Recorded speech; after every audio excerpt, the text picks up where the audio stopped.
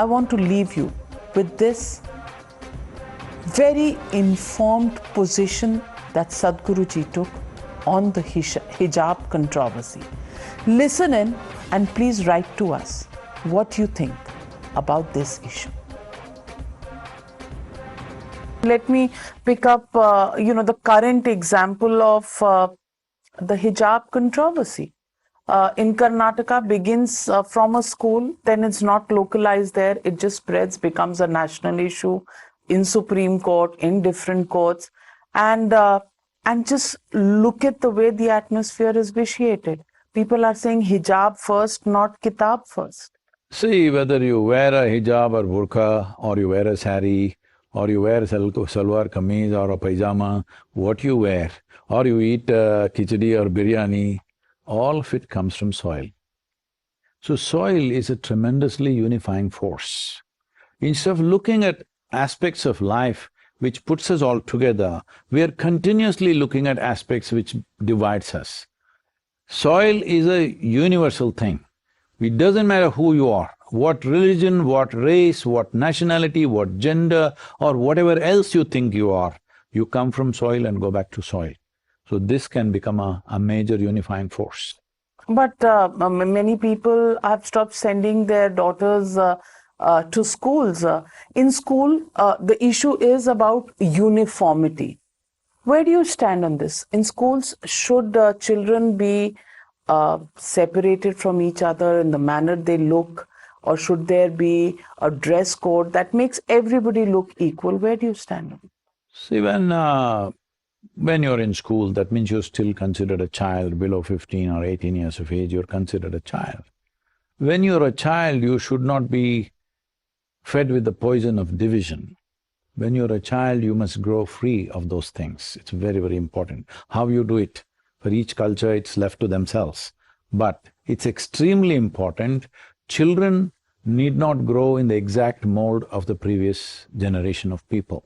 Whatever prejudices, problems, hatreds, loves we have for each other, this need not be imposed upon children. It's very important. How you achieve it, maybe different people have different ideas how to achieve it, but this is a must. The next generation should not be limited by what we have been limited with, should not be enchained by what we have been chained with.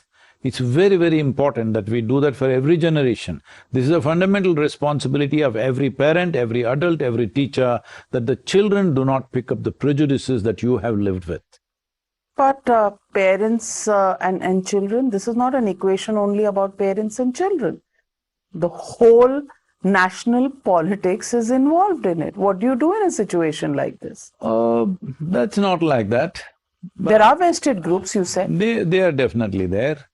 That may look like that because you live in a television studio, because you see those things all the time, those visuals. I walk on the street, I ride on the street, I don't see those visuals. Only when I turn on the TV, I see those visuals. I'm not saying they're not true. They're true, but they're not as big as they seem to be. So the fault is ours. I'm not saying that. It's your business to show what's happening there. I'm not saying it's a fault. That is the business of the news channel. You don't show an empty street peacefully, everybody is walking around. What is the point of that? You show where the wound is, all right? There may be a little wound on my body, but that is not the whole body. What do you make of the argument where people say Sikhs are allowed to wear turbans? You're wearing one. I don't know if you describe it as a turban. I didn't go to school like this. Let me tell you my experience. When I was young, for some reason, the usual Hindu way of, shaving your head at some temple, that did not happen to me. By the time I was 3.5, I had such big curly head, all right? So for some reason, I never allow anybody to cut it. So when they put me in a convent school, there they insisted that I must cut it. Then I said, I won't go to school. So they took me to another town. There also they insisted, I must cut. I said, I won't go to school. So I stayed out of school for months. But one day, I'm like 4 years of age, or maybe 4.5 at that time. In the afternoon, after you eat, there is a nap time. When I fell asleep on the bench, they had cut my hair completely. against your wishes, Yes. against the fundamental So right under the I refused to go to Constitution. that school. I got out of that school and I said, I'll never again go back there. But after that, haircut became natural till I became 16, 17. After that, again, I have not cut my hair. But now you're allowed not to, but should Yes, it's Article unfortunate. 25 and See, 19 apply? see, that is, they're applying European rules on Indian children because today we have forgotten. In India, if you look back 50 years ago, most of the boys also had plaited hair. So they want to cut that and make us into English people, all right? So unfortunately it is so, because of that enforcement, today a whole lot of young men have everything shaved in their face because they want to look like English people, because that is the ideal way a man should look, not like this. They think this is a natural thing that happens to a man, but they think this is freaky, he's got a beard.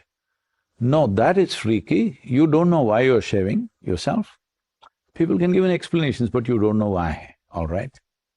So leave that, it's okay, but at the same time, it's very, very important in a given society. If we have to move forward, we have to constantly look at points that will unify us, not points that divide us. Soil is that aspect which puts all of us together. If you don't get it in this life, at least when you're buried, you understand the same worms eat you, all right?